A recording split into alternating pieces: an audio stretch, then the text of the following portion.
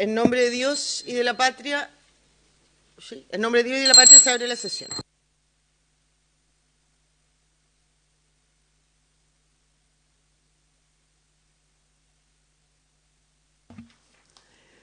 Muy buenos días a todos los señores senadores. También saludamos a nuestro querido y estimado profesor Antonio Bascuñán, que sé que nos está acompañando por el Zoom. También a la jefa de la División Jurídica del Ministerio de Justicia, doña María Esther Torres, que también está en el Zoom. Ya recibimos la excusa del señor ministro y no hay cuenta, así que le vamos a dar la palabra al señor secretario para que nos haga una relación de este proyecto. Muchas gracias, señora presidenta. Muy buenos días, sus señorías e invitados. Muy buenos días. Señora presidenta, corresponde en esta sesión ocuparse del proyecto de ley que modifica el Código Penal para tipificar el delito de tenencia de elementos tecnológicos que permitan a las personas privadas de libertad comunicarse con el exterior, signado a boletín número 15.796-07. Este proyecto cumple su primer trámite constitucional en la corporación y se inició en moción de los senadores señoras Ebensperger y Rincón y señores Araya, Cast y Walker. Se dio cuenta de esta iniciativa en la Sala de Senado en sesión de 11 de abril de 2023, disponiéndose su estudio por la Comisión de Constitución, Legislación, Justicia y Reglamento. Su objetivo en síntesis es sancionar como delito la tenencia de medios tecnológicos, por ejemplo, teléfonos celulares y otros, que permitan a personas privadas de libertad la comunicación con el exterior de los recintos penitenciarios, por lo que ya no serán considerados solo una falta administrativa a las normas internas de disciplina del establecimiento. El proyecto se compone de un artículo único que incorpora un nuevo artículo 304 ter en el epígrafe del párrafo 12º del título 6º del libro 2 del Código Penal, cuyo contenido prescriptivo es el siguiente de manera resumida. En su inciso primero, sanciona con la pena de presidio menor en su grado mínimo a medio al que, encontrándose privado de libertad, tengan su poder intercomunicadores, teléfonos, partes de ellos, chips telefónicos u otros elementos tecnológicos que permitan comunicarse con el exterior. Lo anterior agrega, sin perjuicio de la aplicación de las sanciones administrativas que sean procedentes conforme al reglamento de la Gendarmería. En su inciso segundo, sanciona con la pena de presidio menor en su grado mínimo a quien, conociendo la tenencia de tales dispositivos, no lo denunciara a la autoridad del establecimiento penitenciario. En su inciso tercero, puntualiza que la pena no se aplicará en su tramo mínimo si el que omite la denuncia es un abogado, procurador o empleado público. Añade que dicha persona será sancionada además con suspensión en su grado mínimo a inhabilitación absoluta temporal en cualquiera de sus grados para el ejercicio de la profesión y del cargo u oficio respectivamente. En su inciso cuarto, declara que en todo caso la denuncia en cuestión tendrá carácter reservado. En su inciso quinto, impide postular a los beneficios de rebaja de condena, libertad condicional y beneficios intrapenitenciarios de salida al medio libre durante un año contados desde el hallazgo a las personas privadas de libertad que incurran en las conductas descritas o que tengan en su poder cualquier elemento prohibido cuya posesión sea constitutiva de delito. Acota esta norma que en caso de reincidencia el condenado perderá la facultad de postular a tales beneficios durante el tiempo que dura la condena por la comisión del delito. Todo ello sin perjuicio de las demás sanciones disciplinarias que establezca el reglamento de Gendarmería aplicables conforme a lo prescrito en esa norma.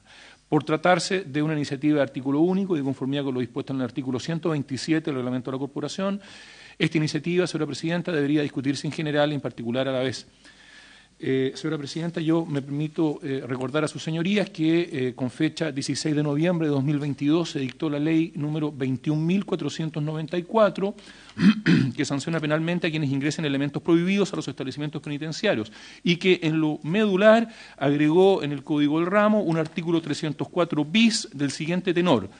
El que sin estar legal o reglamentariamente autorizado al efecto ingresar, intentar o permitir ingresar por cualquier medio a un establecimiento penitenciario, intercomunicadores, teléfonos, partes de ellos, chips telefónicos u otros elementos tecnológicos que permitan comunicarse con el exterior, será sancionado con la pena de presidio menor en su grado mínimo medio. Si las conductas a que se refiere el inciso anterior fueren perpetradas por un abogado, procurador o empleado público, la pena no se aplicará en su grado mínimo y además conllevará desde suspensión en su grado mínimo a inhabilitación absoluta temporal en cualquiera de sus grados para el ejercicio de la profesión y del cargo u oficio respectivamente. Muchas gracias, señor secretario, por la relación. Les propongo que tramitemos este proyecto como es de artículo único en general y en particular a la vez.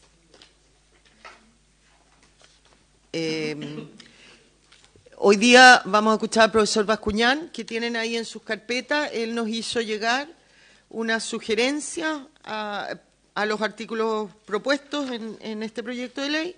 También vamos a escuchar a la directora jurídica del Ministerio de Justicia. y mañana les propongo que invitemos a Gendarmería, escuchemos a Gendarmería, para luego analizarlo en general y en particular el martes 30, porque el Ministerio de Justicia nos ha pedido al menos 2 semanas de plazo para que ellos puedan hacer también sus observaciones y eventuales modificaciones. ¿Estaríamos de acuerdo en ese procedimiento? Muy bien. Sí. Lo que pasa es que es para darle plazo al Ministerio de Justicia de las observaciones. Ellos quieren hacer indicaciones y dicen que no. Vamos a preguntarle ahora a la subsecretaria, no, está de directora jurídica. Lo que pasa es que además recuerda que lo otro sería votarlo mañana en general y en particular comenzar el análisis, y ya si no la próxima semana regional. Entonces el 30 es a la vuelta de la semana regional. En primer lugar, vamos a escuchar entonces a la directora jurídica, señora María Esther Torres, y luego le vamos a dar la palabra al profesor Bascuñán. María Esther, tiene usted la palabra. Muchas gracias, presidenta. Buenos días, y por su intermedio, buenos días a todos los senadores y todos a quienes están allí presentes. Tenemos una presentación que quisiéramos compartirla con ustedes, que básicamente contiene algunos datos que nos parece de interés que la comisión los tenga presentes para tratar este proyecto. ¿Podemos compartirla? Están autorizados para compartir pantalla, así que hágalo nomás, doña María Esther. Muchas gracias.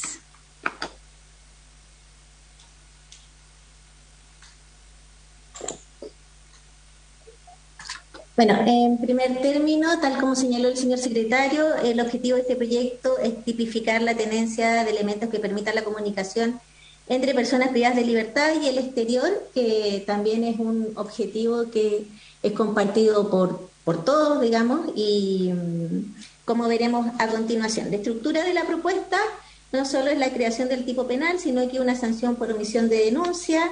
Se establece una pena accesoria de inhabilitación, hay una modificación al régimen de ejecución de la pena y se establece también la reserva de denuncia. Actualmente, el ingreso de teléfonos a los establecimientos penitenciarios es sancionado por 2 vías, tal como señalaba el señor secretario. Hace poco, en noviembre del año pasado, se publicó la ley 21.494, que incorporó un nuevo artículo 304 bis al Código Penal, y además el reglamento de establecimientos penitenciarios en el artículo 78 letra J también incorpora esto como una falta al régimen penitenciario. Por otra parte, aquí tenemos los datos de los recientes años en relación a la cantidad de celulares incautados por Gendarmería en los establecimientos penitenciarios. Como vemos, desde el año 2020 al 2022 hubo un incremento en la cantidad de celulares. Probablemente en 2020 hubo una baja cifra también porque fue el año de la pandemia. Sin embargo, en lo que va del año 2023, esta cifra es de 5.176 celulares. Bueno, tenemos algunas cifras de cómo se ha comportado la ley 21.494 durante este año, y Gendarmería de Chile ha registrado un total de todos estos datos son datos proporcionados por Gendarmería.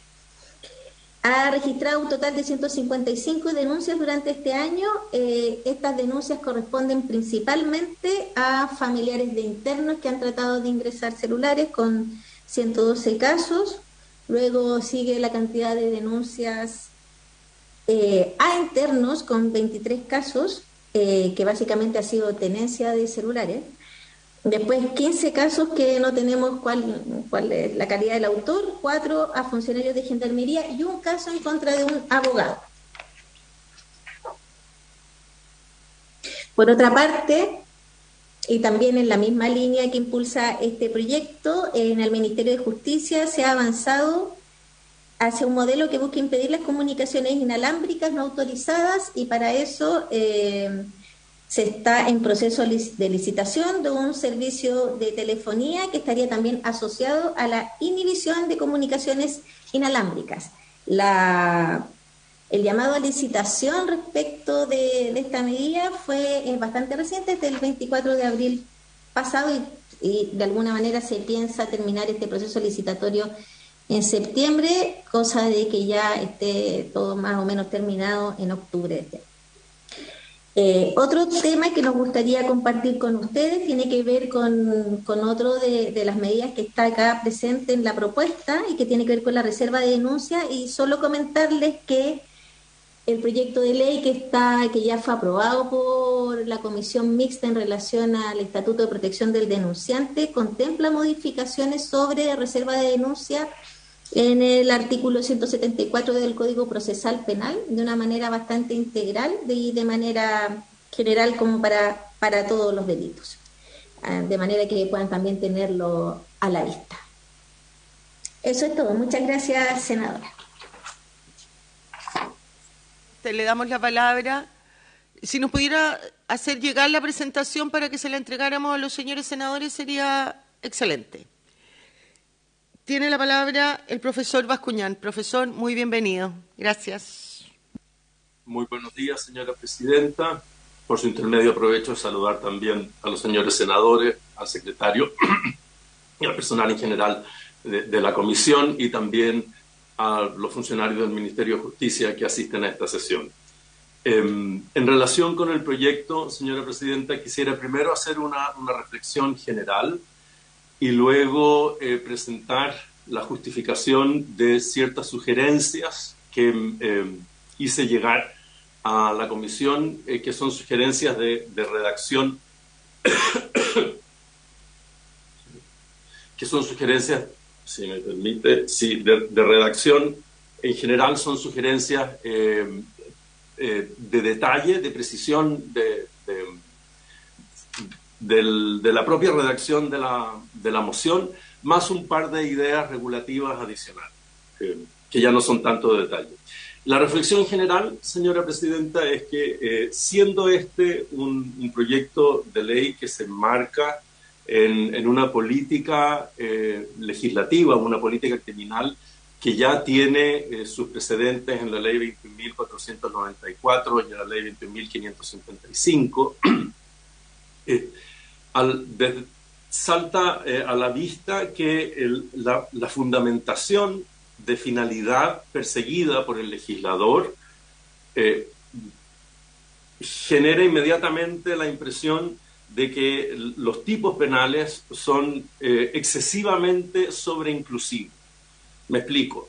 La finalidad perseguida por el legislador consiste en prevenir el uso de aparatos de telecomunicación respecto de fines ilícitos, que son fundamentalmente la comisión de ciertos delitos a través de esa telecomunicación.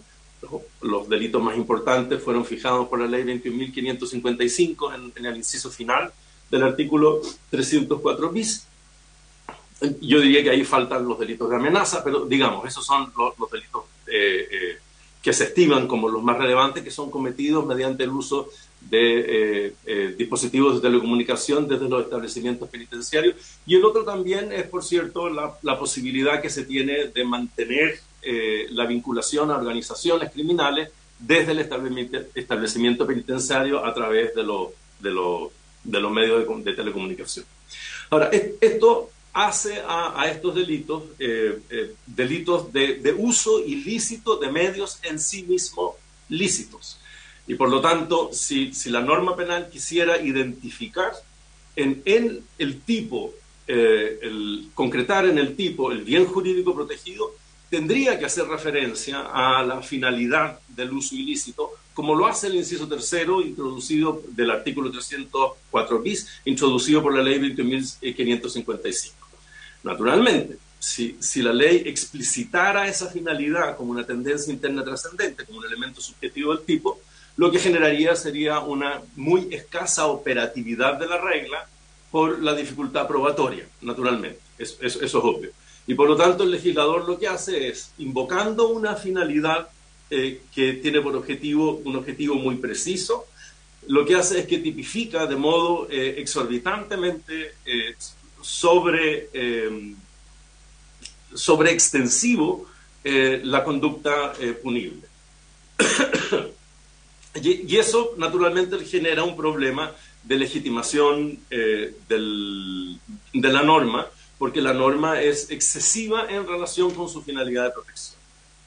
Ahora, yo diría que respecto de esta situación, y eso afecta naturalmente también la tipificación del delito de tenencia de los dispositivos de telecomunicación. Si la finalidad de protección es la evitación del uso ilícito, la desaparición de la finalidad de usarlo ilícitamente genera una sobreinclusividad del tipo que demuestra que la norma es excesiva. Desde ese punto de vista se enfrenta a dificultades digamos, de legitimación por desproporción.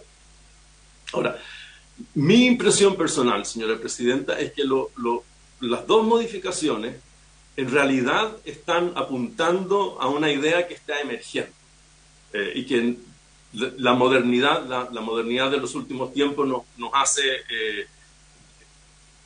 digamos, modificar ciertos presupuestos, si puedo decirlo de modo muy general, antropológico, que consisten en pensar que la libertad del movimiento del cuerpo, desplazándolo en el espacio, es la condición más importante del ejercicio de la libertad general de acción.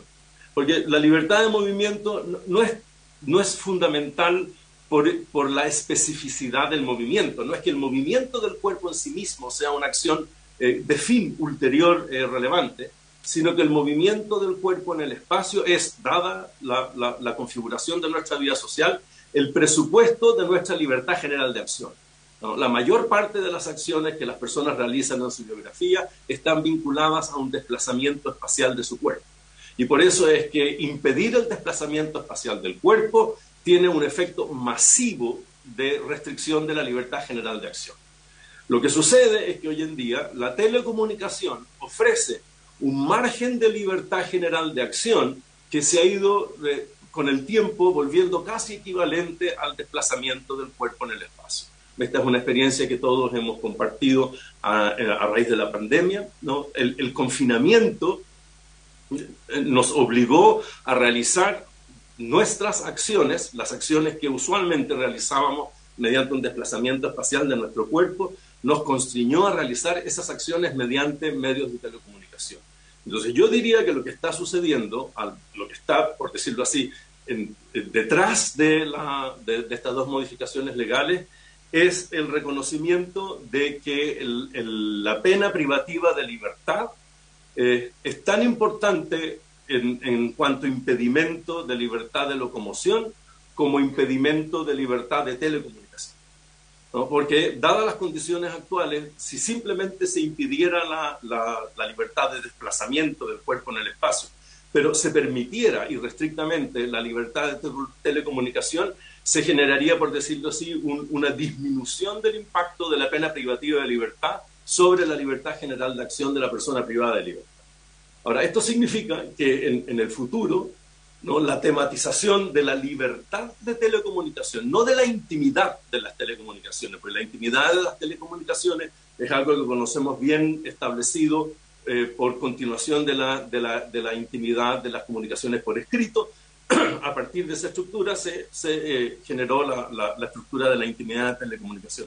Pero la idea de la libertad de la telecomunicación como una libertad específica, cuya importancia está dada porque es un presupuesto de la libertad general de acción respecto de una vasta gama de acciones que hoy en día los seres humanos realizamos mediante telecomunicación, está emergiendo y probablemente va a ser tematizada como derecho fundamental y en todo caso tendría que ser también tematizada por la legislación penitenciaria como un efecto restrictivo de la libertad general de acción que va acompañando a la privación de libertad en establecimientos penitenciarios. Cuando uno entiende que lo crucial es que la libertad de telecomunicación tiene que estar sometida a un régimen de restricción, ¿no? Que es la consecuencia de la privación de libertad y que ese régimen de restricción se expresa en la regulación que hace los reglamentos de gendarmería respecto de las posibilidades de telecomunicación y las restringe, las hace, por decirlo así, selectivas y no masivas. Cuando uno entiende eso como una cuestión central de la relevancia que tiene la pena privativa de libertad como afectación de los derechos fundamentales, entonces uno entiende la preocupación del legislador por asegurar digamos, el efecto sobre la libertad de telecomunicación que tiene que estar asociado a la privación de la libertad de movimiento. A partir de esa reflexión, que provee, por decirlo así, una justificación distinta y que ya deja de ser sobreinclusiva la tipificación, sino que está respondiendo a la idea de que es crucial la reglamentación restrictiva establecida por Gendarmería y que lo que hace el artículo 304 bis y el artículo 304.3 que se están proponiendo es reforzar penalmente esa restricción de la libertad de telecomunicación para dar a la pena privativa de libertad el efecto de afectación de derechos fundamentales que se espera que la pena tenga. Ojo, que esto requiere, por supuesto, legitimación, requerirá legitimación a través de restricción legal, no simplemente reglamentaria, como se está pensando en el proyecto ante un orden constitucional próximo, por decirlo así.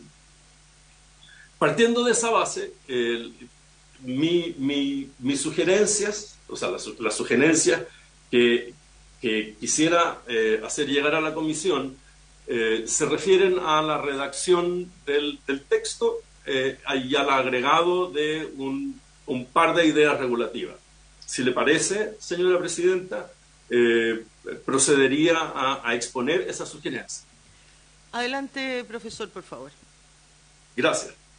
En el inciso primero, me parece indispensable agregar que el privado de libertad tiene que estar privado de libertad en un establecimiento penitenciario. Esa es una obviedad desde el punto de vista de la representación del legislador, pero no está de más explicitar esa obviedad, entre otras cosas porque mantiene congruencia con el artículo 304 bis, ¿no? que ya existe en el Código Penal. En segundo lugar, me parece indispensable agregar la cláusula de accesoriedad administrativa, en el sentido de que la legislación está prohibiendo aquello que no está autorizado por la reglamentación, ¿no? Y entonces genera la posibilidad de que la reglamentación autorice, no obstante, la tenencia de los teléfonos, tal como en el artículo 304 bis se reconoce la posibilidad de que la reglamentación autorice el ingreso de teléfonos a los establecimientos penitenciarios, digamos, de dispositivos de telecomunicación.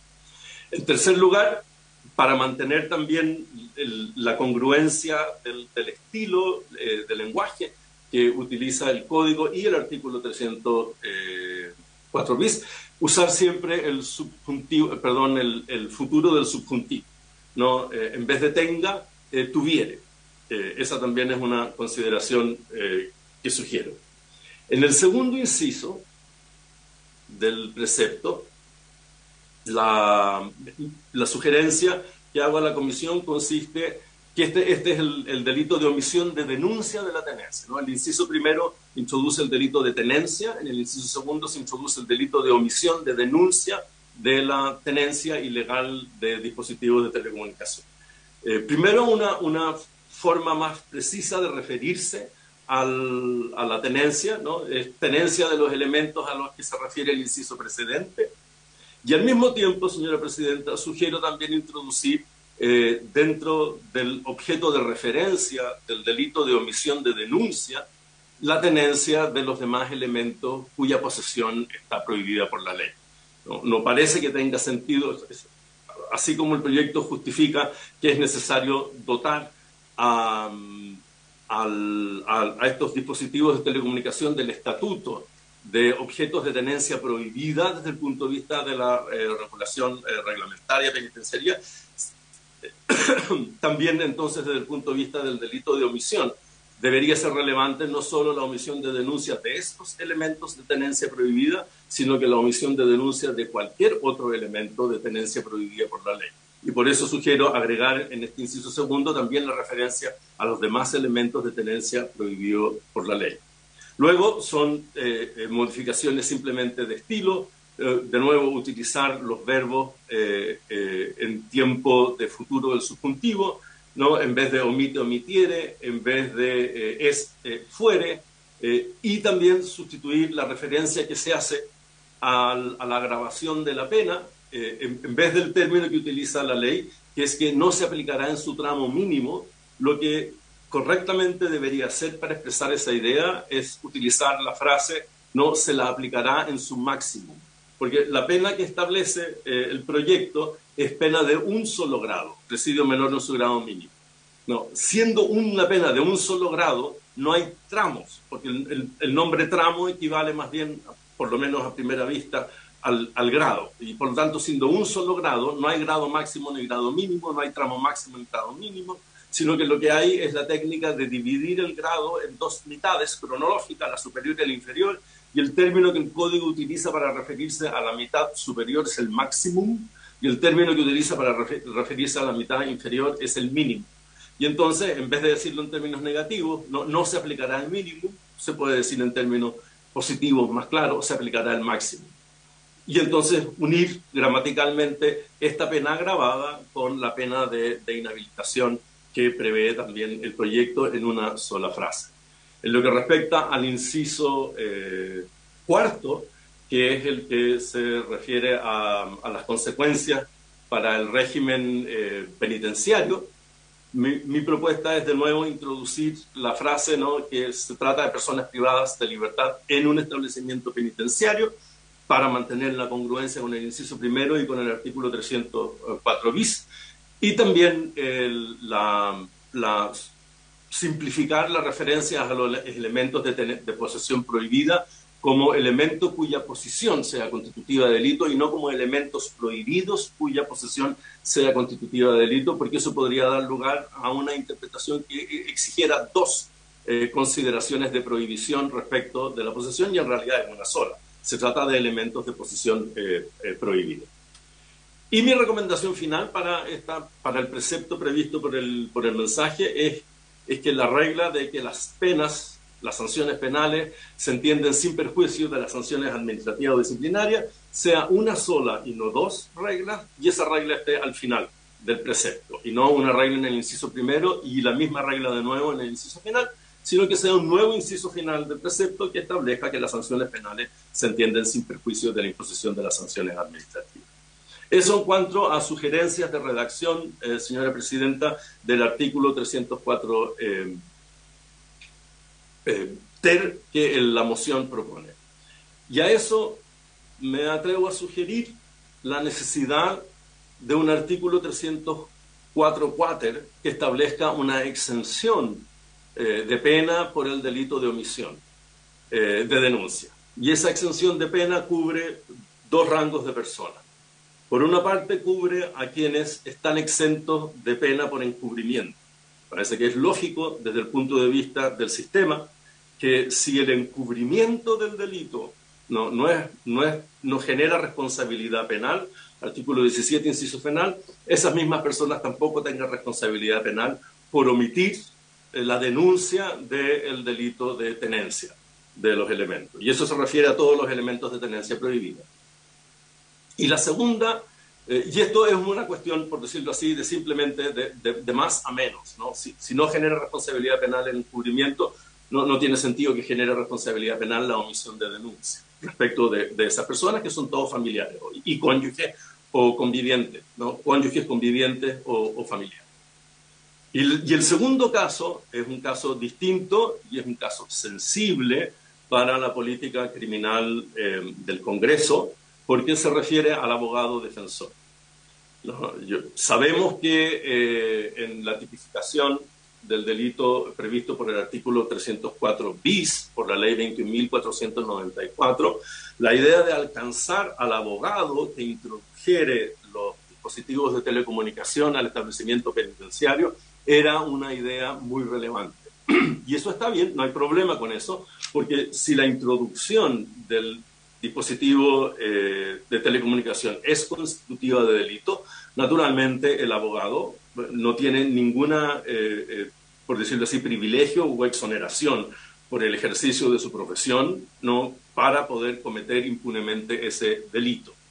Sin embargo, señora presidenta, tratándose de la omisión de denuncia, al abogado defensor de quien es el poseedor de las especies de posesión prohibida por la ley, a ese abogado el deber de denuncia le genera un dilema ético que, digamos, no podría esperar la legislación que el abogado resolviera en contra de su cliente. Verá, como los delitos de posesión son delitos permanentes, cuando se denuncia la posesión, por una parte se previene el delito futuro, o sea, se previene que permanezca cometiéndose el delito de posesión y por lo tanto se previene un delito futuro. Pero al mismo tiempo se denuncia un delito pasado. Y un abogado, respecto de su cliente, si bien no tiene el deber de confidencialidad respecto de la comisión de delitos futuros, incluso tratándose de ciertos delitos futuros, los más graves, un abogado incluso tiene el deber de denunciar, pero respecto de los demás tiene una facultad de apreciación prudente de si denuncia o no denuncia a su cliente. Respecto del delito pasado, el abogado tiene un deber de confidencialidad establecido por la ética profesional, resguardado por el Código Penal en el artículo 231 y reconocido también por los códigos procesales civil y penal, ¿no? Porque son confidencias hechas en términos del Código de Procedimiento Civil y también es conocimiento que tiene en razón del ejercicio de su profesión en términos del Código Procesal Penal. Y entonces la denuncia lo pondría, la denuncia que está pensada como una prevención de la perduración de la tenencia, lo pondría en el dilema de tener que delatar la tenencia previa, y eso está prohibido por la ética profesional y también está prohibido por el derecho penal. Entonces, para no poner al abogado defensor en ese dilema ético, que también es un dilema jurídico, mi recomendación es que se considere al abogado defensor del poseedor también como una persona exenta de responsabilidad penal por el delito de omisión de denuncia. Todo esto en un nuevo artículo 304 cuater que sugiero a la Comisión. Muchas gracias, señora presidenta. Muchas gracias a usted, profesor Bascuñán. Ofrezco la palabra a los señores senadores. Senador Cruzcoque. No, me parece que primero saludar al profesor Bascuñán y a las personas que nos acompañan desde el Ministerio. También a mí me parece que este proyecto es absolutamente necesario y me parece que las sugerencias que ha hecho el profesor son muy atingentes, muy clarificadoras, y también el artículo 304 cuater, que me había llamado la atención, tiene toda lógica y toda razón. Y aprovecho de felicitarlo también porque ya salió el proyecto del delito económico en el que él cooperó con muy harto más que cooperó, diría yo. Más que cooperó, yo creo que es un gran colegislador de ese proyecto y se aprobó ayer. Así que saludarlo por eso. A mí me parece que el proyecto está bien, creo que funciona. A mí siempre me ha sorprendido mucho la capacidad que tienen los recintos penitenciarios de reproducir las jerarquías externas que operan sobre todo entre quienes tienen ciertos niveles de estatus en el crimen y el hecho de que puedan funcionar sin permiso los celulares y de manera tan masiva. Hoy día incluso ya se están usando desde los mismos recintos penitenciarios, aparentemente, incluso elementos de inteligencia artificial que pueden simular voces para precisamente obtener depósitos, delinquir, en pocas frases. Me parece que este proyecto se vería muy bien complementado también con un proyecto que a mí también me sorprende que no exista, que es precisamente el que los chips tengan que estar necesariamente registrados, porque aquí se venden chips básicamente anónimos y no hay ninguna obligación ni para las compañías ni para las personas que los adquieren de registrarlos bajo un RUT, bajo un pasaporte, bajo algún... entiendo que hay un proyecto, no sé si pasó por acá... No, claro, estuvo en telecomunicaciones. Bueno, en fin... eso y nada, esperar ahora al Ministerio a que nos haga una propuesta y solo preguntar ya al Ministerio, que esto en materia de Gendarmería probablemente nos va a aclarar cuando venga, eventualmente, porque uno tendería a pensar que si esto se produce en la práctica es porque habrá alguna suerte de armisticio, de acuerdo de paz entre quienes habitan en los recintos penitenciarios. Sería una lástima admitir que es así, pero probablemente sucede en la práctica.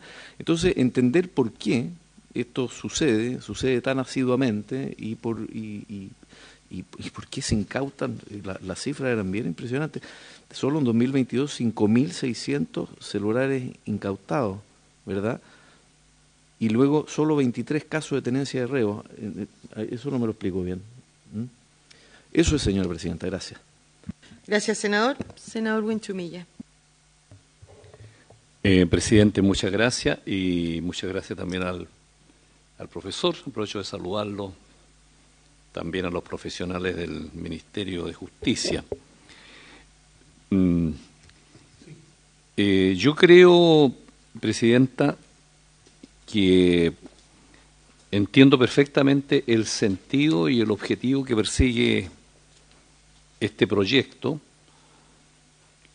en cuanto hoy día se cometen muchos delitos por la vía de las telecomunicaciones y del ciberespacio.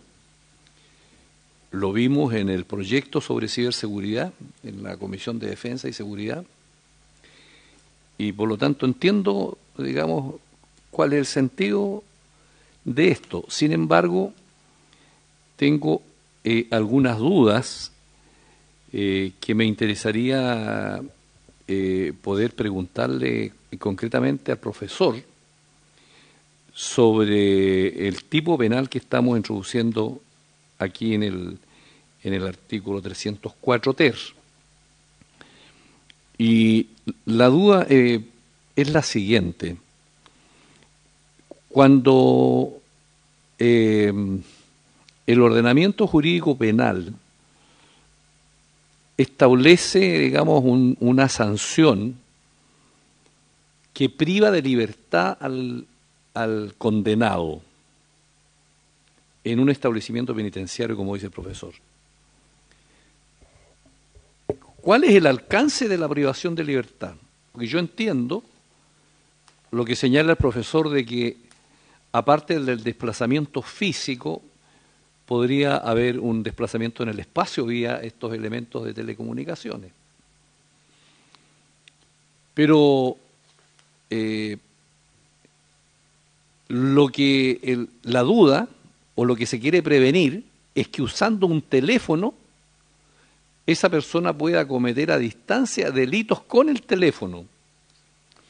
Pero la pregunta mía es, ¿la libertad significa implícitamente que el que es condenado a una privación de libertad está privado de comunicarse, en términos generales? ¿Está confinado y no puede comunicarse con el exterior? ¿Implica la pérdida de libertad en un establecimiento que ese condenado no puede comunicarse con nadie? Porque ese es ¿cuál es la naturaleza de la pérdida de su libertad? La libertad de locomoción. Pero me imagino que podrá escribir una novela, una poesía, podrá conversar con sus parientes, podrá recibir visitas. ¿No se puede entonces comunicar con el exterior? Porque el solo hecho de que tenga un teléfono implica un delito, porque eso es lo que estamos haciendo aquí. Yo entiendo que el delito se comete teniendo un teléfono a la distancia, pero estamos castigando la sola tenencia del teléfono. Y pueden haber 10 reos que tengan teléfono y 5 que solo conversan con su señora y otros 5 que cometen delito. Pero nosotros estamos partiendo de la base que la sola tenencia de un teléfono es un delito. Así lo entiendo yo, tal como está redactado. Ahora, yo entiendo que cuando ese condenado entra a un establecimiento penitenciario, hay un reglamento de gendarmería que establece la disciplina que tiene que haber al interior de ese establecimiento penitenciario, entre los cuales pudiera estar que disciplinariamente no se pueden tener teléfonos. Es decir, mire, en este establecimiento usted está privado de libertad, aquí no se admiten los teléfonos. Como probablemente podría decir, y no se admiten los televisores. Podría decir, por ejemplo. pero como una medida disciplinaria, como una medida de funcionamiento del establecimiento penitenciario. Pero nosotros podríamos, por ejemplo, decir y establecer un delito que dijera, mire, pero tampoco bien se prohíben los televisores como un elemento de comunicación con el exterior mediante el cual él toma conocimiento de lo que está sucediendo afuera, o está viendo películas de crimen donde sigue incrementando su capacidad de cometer delitos. Entonces, yo tengo esa duda porque yo no me imagino cómo pudiera estar legalmente autorizado alguien para tener un teléfono, porque aquí se dice sin estar legalmente o reglamentariamente autorizado. ¿Podría haber una ley que autorizara a alguien para que tuviera un teléfono? ¿O el reglamento penitenciario podría decir, sí, estos caballeros que están acá podrían usar un teléfono? Yo creo que esa es una hipótesis que nunca se puede dar, digamos, que autoricen, a menos que, no sé, que fuera un teléfono con una comunicación con una sola persona, no me imagino, con todas las innovaciones tecnológicas que existen. Yo tengo esa duda, estimado profesor, sobre esto, el sentido y alcance de la libertad de comunicación a que está sometido, porque si él dice yo pierdo mi libertad de locomoción, pero además no me puedo comunicar con nadie, porque si tengo un teléfono, la ley está presumiendo que yo con el teléfono voy a cometer un delito y me sanciona por el solo hecho de tenerlo. Y la otra duda es que si aparte de sancionarlo como delito, lo estamos sancionando de manera disciplinaria por el reglamento, en el fondo lo estamos castigando dos veces, una pena de una naturaleza y una pena de otra naturaleza, porque sanción al fin pudiera estar sometido a cualquier tipo de medidas disciplinarias y entonces estaría sufriendo dos veces medidas de distinta naturaleza, pero al fin y al cabo, digamos, él está ahí por el delito que cometió. Y después, por el solo hecho de tener este elemento, lo vuelven a castigar. Yo entiendo que se cometen delitos muy complejos mediante el teléfono. Y entiendo también que en el ciberespacio, hoy día el crimen organizado, en Europa, en todo eso está muy estudiado, en el sentido que el crimen organizado usa todos los elementos tecnológicos para cometer delitos a distancia. Pero tengo esas dudas respecto de la fundamentación del tipo penal que estamos viendo aquí en el 3.4 ter y la sugerencia que hace el profesor. Esas son mis dudas, estimado profesor. Señora presidenta, si me pudiera el profesor hacer algún comentario. Muchas gracias, senador. Yo también quisiera hacer algunos comentarios. Creo que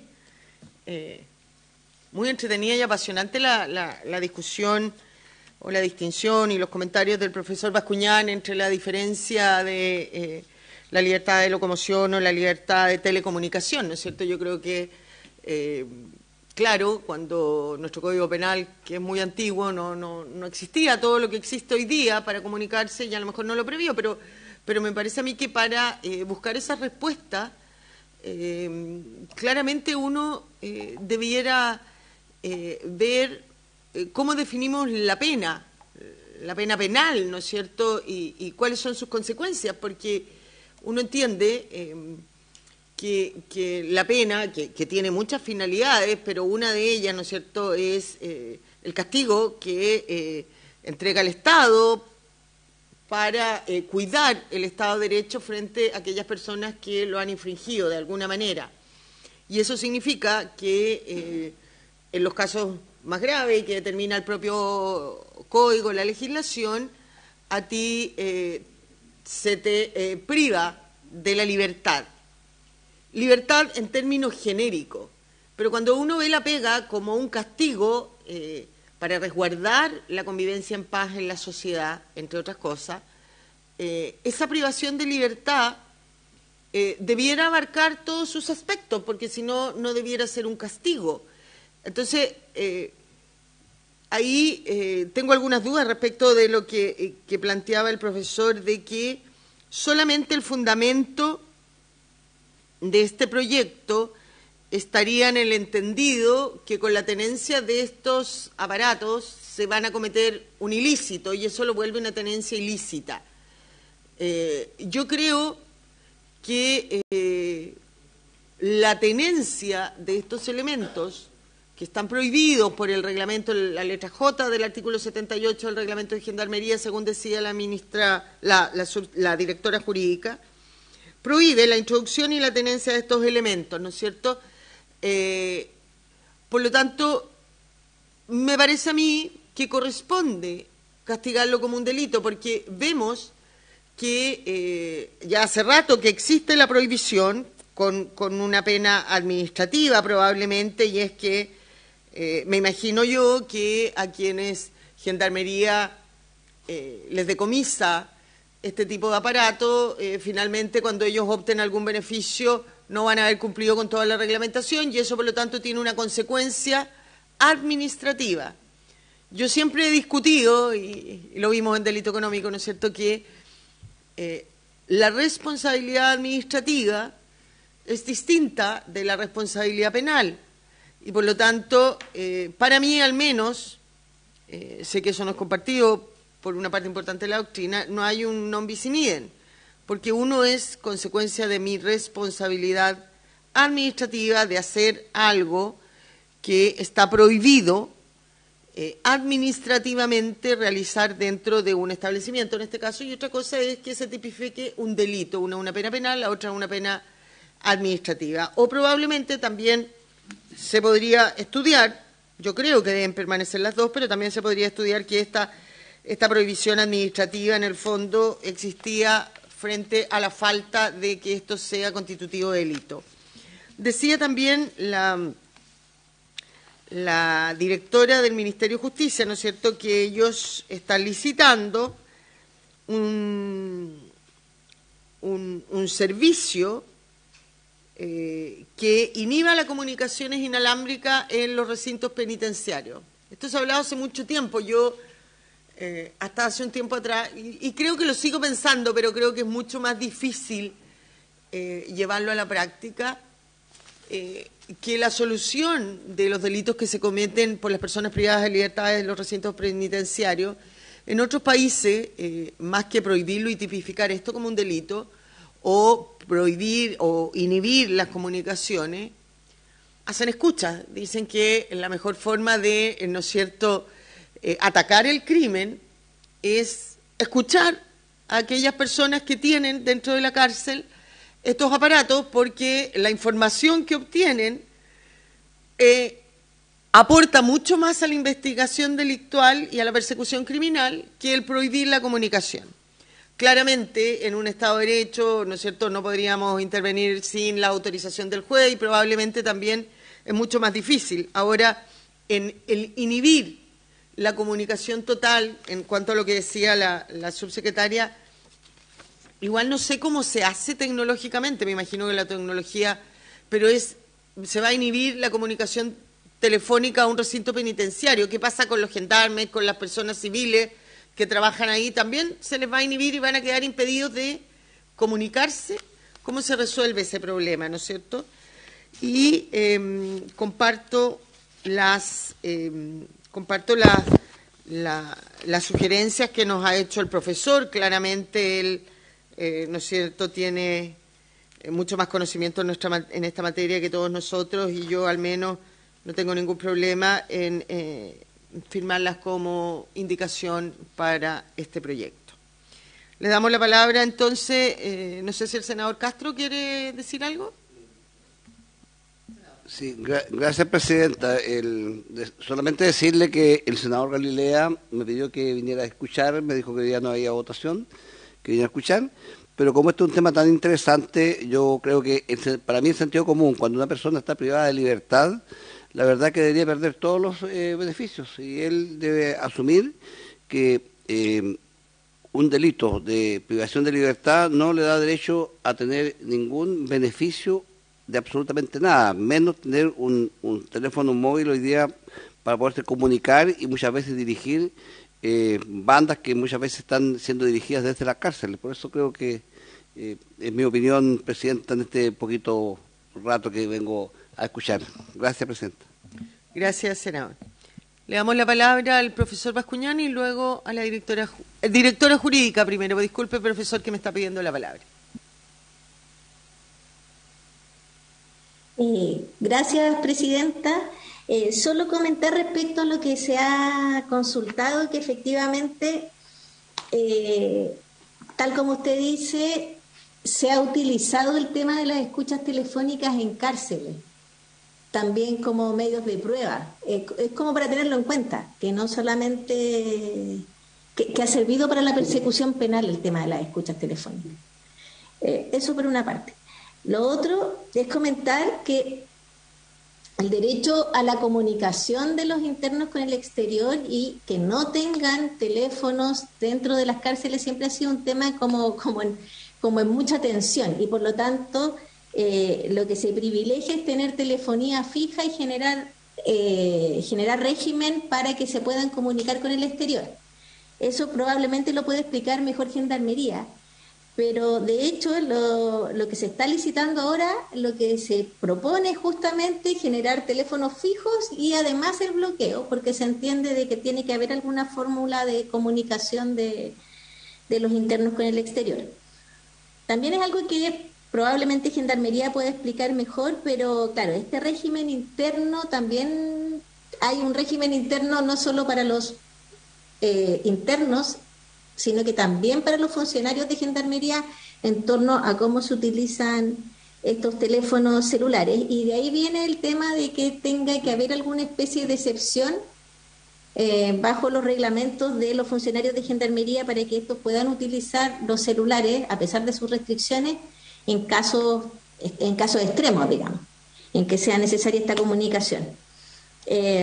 Actualmente, más bien, con anterioridad a la entrada en vigencia del 304 bis, el régimen del reglamento de establecimientos penitenciarios, al sancionar como falta grave el ingreso de celulares, lo hacía bajo la circunstancia de que eran elementos, era por razones de seguridad. De hecho, la misma norma lo dice, que por razones de seguridad no se pueden ingresar esos elementos. Esto para tenerlo en cuenta dentro de la discusión. Lo otro que me parece interesante es que si bien uno no puede concluir nada muy fehacientemente respecto de los datos que nos dio Gendarmería en cuanto a la cantidad de celulares incautados, uno sí podría desprender que durante este año ha habido una menor cifra que probablemente lo que se llevaba el mismo año a la fecha, hay una proporción menor, que probablemente sea por efecto de la tipificación del 304 bis, particularmente si uno se da cuenta las denuncias hechas por Gendarmería respecto de abogados o de funcionarios son un número bastante bajo, que era un poco a quienes la norma del 304 bis estaba apuntando, digamos. Entonces, eso es aventurarse mucho como sacar conclusiones tan rápido, pero es un elemento que uno podría tener en cuenta. Gracias, presidenta. Gracias, María Esther. Le damos la palabra al profesor Bascuñán. Profesor, y una última consulta en relación a lo que señalaba también el senador Huenchumilla. Me gustaría escuchar su opinión. En la medida si avanza este proyecto, si usted mantendría la sanción administrativa establecida en el reglamento de Gendarmería. Gracias. Profesor, tiene la palabra. Gracias, señora presidenta. Yendo a la observación del senador Huenchumilla, efectivamente, tal como él lo advierte y hasta donde entiendo, también fue una cuestión importante en el debate parlamentario en la Cámara de Diputados a propósito del proyecto de ley que introdujo el artículo 304 bis en el Código Penal. Una regla de esta naturaleza, si se justifica desde el punto de vista exclusivo de evitar la comisión de delitos desde el establecimiento penitenciario o evitar la participación en la criminalidad organizada desde el establecimiento penitenciario. Si esa es la finalidad, entonces la regla que ya existe, 304 bis, y la regla que se propone, 304 ter, son sobreinclusivas. Porque como bien lo dice el senador, ¿no?, fundamentando, o sea, persiguiendo una finalidad selectiva, lo que hace es que establece una prohibición masiva. Y establecer una prohibición masiva respecto de una finalidad selectiva, ¿no?, se expone, esa decisión se expone, por supuesto, a un reproche desde el punto de vista del principio de proporcionalidad por lo excesivo. Sobre eso me parece que no hay duda. Otra cosa es la pregunta de si puede haber todavía alguna justificación desde el punto de vista de proporcionalidad para aceptar la legitimidad de una sobreinclusión en el tipo. O sea, que el tipo abarque, conforme a su tenor literal, muchos más comportamientos que los comportamientos que efectivamente quiere prohibir por peligrosos. Abarca también comportamientos que no son peligrosos, sino que son enteramente neutrales o digamos, incluso que puedan tener un fundamento de protección constitucional. Y la técnica, por decirlo así, legislativa, que estuviera bien afinada a la realización de esa finalidad de protección, tendría que vincularse a la incriminación de acciones preparatorias del delito que se va a cometer mediante la telecomunicación, como es el inciso final del artículo 304 bis introducido por la ley 20.555, o bien tendría que ser una agravante de la comisión de ese delito el hecho de cometerse mediante teléfono, como por ejemplo sucede en el delito de amenaza, en que el anonimato o sea, lo decía por escrito, la amenaza por escrito era más grave en el siglo XIX, esto sería una cosa equivalente, o bien sería también alguna forma de agravación de asociación ilícita, que la asociación ilícita, o sea, que el miembro de la asociación, o sea, que participar en la asociación desde la cárcel mediante dispositivos telecomunicacionales no tuviera un estatuto algo más agravado. O sea, tendría que enfrentarse, esa finalidad legislativa tendría que enfrentarse de una manera mucho más específica y detallada. O explicitar en estos dos delitos, el de introducción de elementos de dispositivos de telecomunicación o de tenencia, explicitar el propósito. Pero como decía, la explicitación del propósito lo que va a hacer es que va a traer consigo una menor operatividad de la regla por sus dificultades probatorias. Y parecería entonces que lo que hace el legislador es que para ahorrar dificultades probatorias decide establecer un tipo sobreinclusivo. Y eso tiene un problema de proporcionalidad, resulta excesivo. Ahora, la otra manera de entender estas reglas es asumiendo que lo que está sucediendo es que está emergiendo la enorme relevancia que tiene la libertad de telecomunicación como un modo alternativo a la libertad ambulatoria para realizar la libertad general de acción. O sea, así como el desplazamiento del cuerpo en el espacio es un presupuesto de una innumerable cantidad de acciones que se hacen, que se realizan, y que es lo que, digamos, da contenido activo a la vida personal, y eso todo tiene lugar mediante el desplazamiento espacial. Bueno, así ahora hay una innumerable cantidad de acciones que dan sentido a la vida personal, que ya no se realizan mediante desplazamiento espacial, sino que mediante telecomunicación. Sí, incluso es pensable que en un futuro no muy lejano el sabotaje de medios de telecomunicación vaya a contar como un delito tan grave como la privación de libertad, como el secuestro. En el sentido de que, por supuesto, no tiene peligro para la persona que tiene el secuestro porque está en poder del secuestrador, pero desde el punto de vista de la afectación masiva de la libertad general de acción pudieran ser atentados equivalentes. Eso viene de la transformación de los modos en que los seres humanos realizamos las acciones en nuestro plan personal de vida. Antes las realizábamos desplazándonos físicamente, moviendo nuestro cuerpo por el espacio.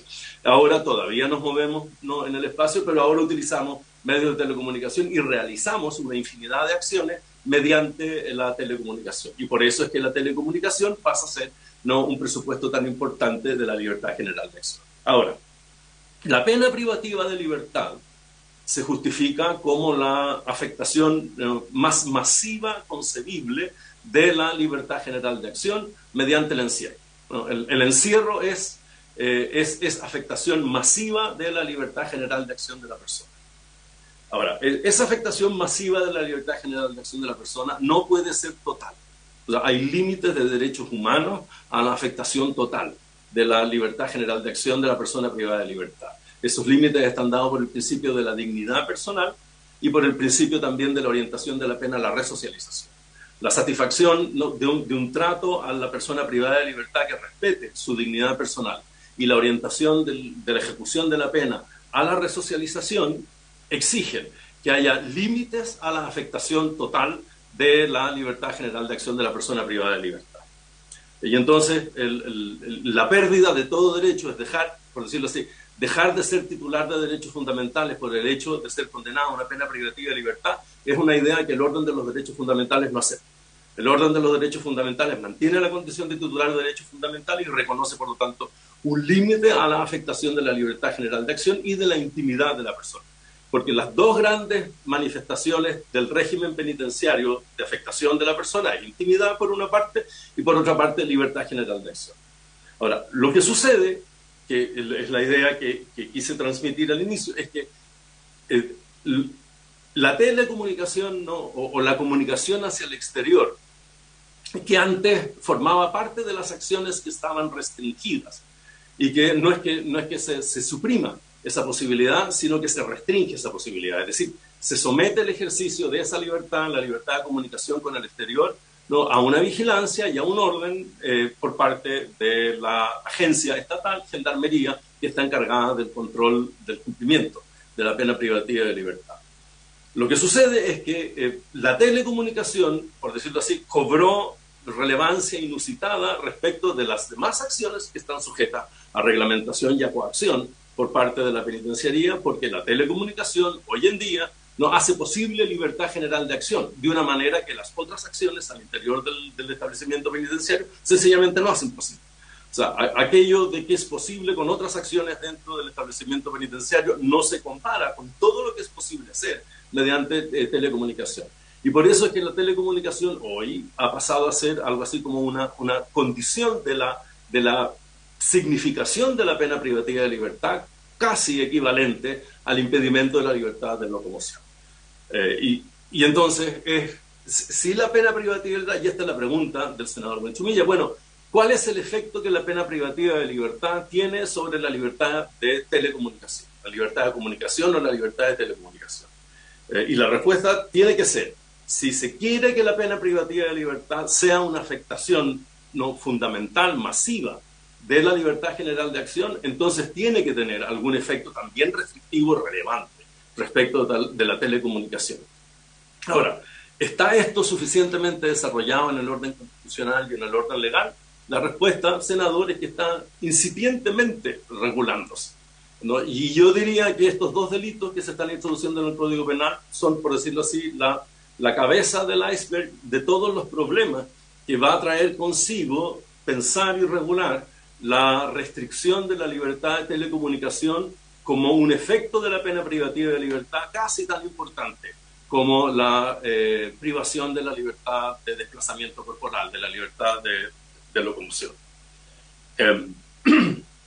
Y claro, la pregunta es si lo sensato sería tener medios instrumentales de control de la libertad de telecomunicación. Porque, si usted se fija, la privación de libertad no descansa en una prohibición de abandonar las casas. La privación de libertad descansa en que el Estado mantiene un régimen de encierro que físicamente impide el abandono. Y tanto es así que no hay pena de evasión para el condenado. La pena de evasión siempre es pena para el tercero que facilita la evasión. Respecto al condenado, el Estado descansa en su capacidad instrumental de impedir el abandono del lugar. Entonces, es enteramente sensato pensar que en el futuro lo que habrá serán medios instrumentales para impedir la telecomunicación, ¿no? Y tal como el Estado impide el abandono por encierro del lugar y genera permisos de salida, es decir, autoriza parcialmente la libertad de locomoción, bueno, así también habrá medios técnicos que impidan que la telecomunicación y posibilidades discretas de autorizar telecomunicación.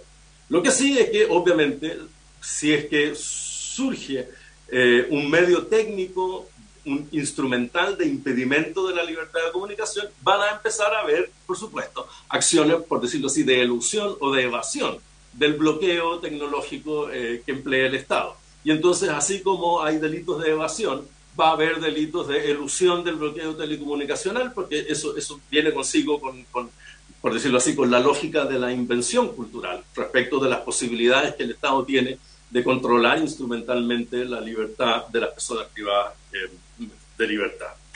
Y entonces, visto así, por decirlo así, señora presidenta, visto desde este punto de vista, esto está recién empezando.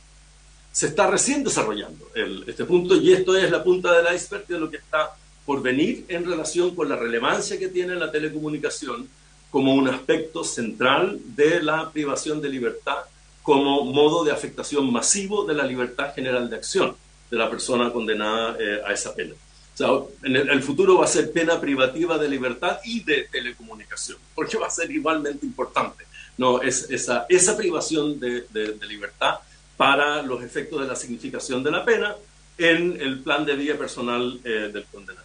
Y respecto a la última pregunta, señora presidenta, bueno, yo diría que la posición, por congruencia, a la cual suscribo, es: comparto con usted la tesis de que no hay bis in idem por las razones de la sanción. Hay razones que son razones penales, que están dadas por las normas penales, y hay razones distintas, que son razones que están dadas por las normas administrativas, administrativas sancionatorias. Y yo coincido, señora presidenta, con su apreciación de que en la duplicidad de condenas no hay bis in idem. Sin embargo, desde el punto de vista de la afectación de los derechos del sancionado, soy partidario de establecer un régimen de conmensuración y, por lo tanto, de abono de una sanción a otra sanción para evitar problemas de nuevo de desproporción. Porque un mismo hecho pudiera no ser tan grave, pero dando lugar, ¿no?, a dos sanciones que se acumulen, pudiera tener una consecuencia gravísima respecto de un hecho que no fuera tan grave. Entonces es necesario, aceptando el bis, que no es idem, sino que aceptando el bis, ¿no?, tener un procedimiento de conmensuración y de evitación de una acumulación que pudiera dar lugar a una sanción desproporcional. Y eso es básicamente lo que se intentó introducir a propósito de la sanción de multa y de inhabilitación en el Código Penal con el artículo 78 bis previsto por el artículo 48 del proyecto de ley de delito económico. Muchas gracias, señora presidenta. Muchas gracias. Muy interesante. Podría seguir aquí haciéndole muchas preguntas, porque además establecer esa conmensuración en una pena administrativa, que probablemente sea, ¿no es cierto?, el informe para optar un beneficio con una pena penal de privación de libertad, es difícil. Era mucho más sencillo en los delitos económicos, en que ambas penas, tanto la administrativa como la penal, eran multas. Era una misma, y ahí sí podían, ¿no es cierto?, incluirse una entre otras. Pero, en fin, vamos a llegar hasta acá hoy día. Mañana vamos a escuchar a Gendarmería, a la Dirección General de Aeronáutica por los drones, y al Ministerio Público. Quedan cordialmente invitados. Profesor Bascuñán, si nos pudiera acompañarnos en toda la discusión, se lo agradeceríamos mucho. Y lo mismo que al Ministerio de Justicia. Senador Huanchumilla. Presidenta, yo quiero reiterar lo interesante que ha sido este debate, y se me ocurría, profesor, por intermedio suyo, presidenta, de que yo no sé, por ejemplo, qué y cuántos delitos se cometen vía telecomunicaciones y cuántos delitos se planifican estratégicamente mediante las visitas que reciben los privados de libertad. Porque ellos reciben no solo a sus familiares, sino que a los amigos que puedan visitarlo. Y probablemente capaz que le digan en el oído que haga un sicariato, digamos. Entonces, yo quedo con la misma duda, ¿no es cierto? No fue por teléfono, pero fue al oído, fue boca a boca, fue en una conversación, donde no hay control de lo que ahí se dice y donde ahí se pueden planificar muchos de los delitos que se cometen. Por eso digo que es complejo el tema y probablemente más adelante el profesor nos podrá también hacer un comentario sobre estas dudas que uno tiene. Gracias, profesor. Gracias, presidente. Gracias, senador, a usted. Sí, también yo quisiera dejarle planteado al profesor, a lo mejor mañana nos puede contestar al senador Guanchumilla y a mí, el derecho de telecomunicación, también con lo que planteaba, ¿no es cierto?, la directora jurídica del Ministerio de Justicia, en el sentido de esta licitación que están haciendo para bloquear la señal, pero además establecer cierta cantidad de teléfonos en estas 14 cárceles de telefonía fija, que de alguna manera le va a permitir, porque yo entiendo que en el fondo usted no tiene un privado de libertad. Lo que acá le estamos prohibiendo es la tenencia de estos intercomunicadores, teléfonos, como uno quiera llamarle, que cada uno tenga uno, pero no le estás prohibiendo la comunicación con el exterior. Nunca ha estado prohibida. Existen las comunicaciones en estos teléfonos fijos.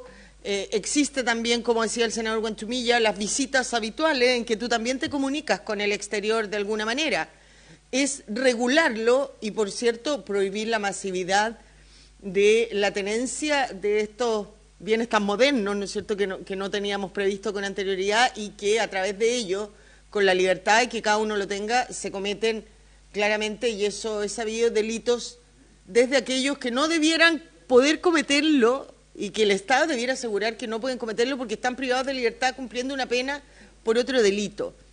Entonces, tal vez lo que ha planteado la directora jurídica del Ministerio de Justicia resuelve que con este proyecto no quedan privados totalmente de la libertad de telecomunicaciones también planteada por usted, sino que va a quedar regulada, porque van a tener otra manera de hacerlo.